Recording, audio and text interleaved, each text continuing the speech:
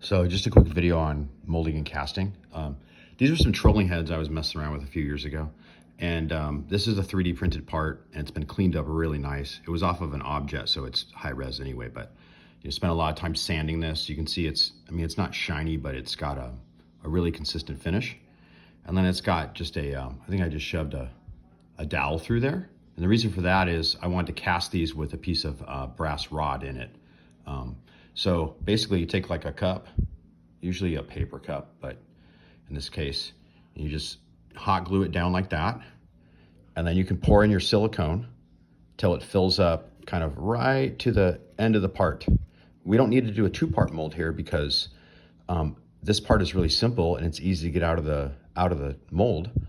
And it's called an open face mold. So you just pour your silicone up to it just barely reaches the last surface.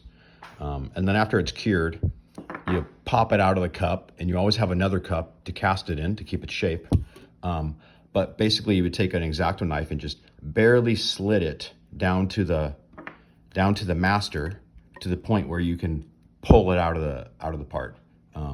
That way you don't need to build clay it up and build a two-part mold or cut it all the way apart. But anyway, really simple. Now casting these, really simple to cast because you don't need any vent holes or anything because it's open face. So you pour your resin down. These can cure without a vacuum chamber. It helps if you vibrate them a little bit. So if you had like maybe like a orbital sander or something, you could kind of vibrate it and that would release some of the bubbles. But many of the hobbyist level resins are sort of thinner viscosity, so they can release bubbles better. But in this one I cast polyester clear casting resin, epoxy, clear epoxy with tints and glitters and stuff, and then also urethane. So, and then these were a couple of the yielded parts. I believe this one was a clear casting epoxy with glitter and some translucent green tint. But you can tell, like, I didn't sand that at all. That's the finish out of the mold. It's got a pretty good luster to it. There is some bubbles in the end, but because of the shape of this, it was easy to sand out. It's not perfect here, but the body is pretty bubble free. And if it has some bubbles, it wouldn't matter in this part. But then the open face area, you gotta sand that off anyway. And since I put a piece of brass rod in there in the casting, I have to cut it off.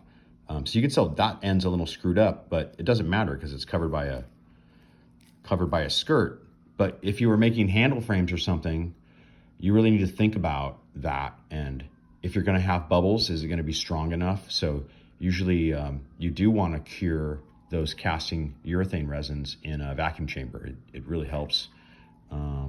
This part was probably urethane, I can't remember, but I got some opaque white tint there. And in this area right here, you can see some bubbles.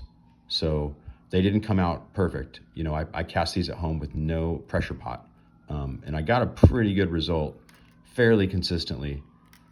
I think I popped, I don't know, maybe 10 or 15, maybe 20 out of these molds, and kind of tested them for a while and then realized I didn't really want to make trolling heads. But anyway, that's some of the results you can get at home with some basic equipment. Hope it helps.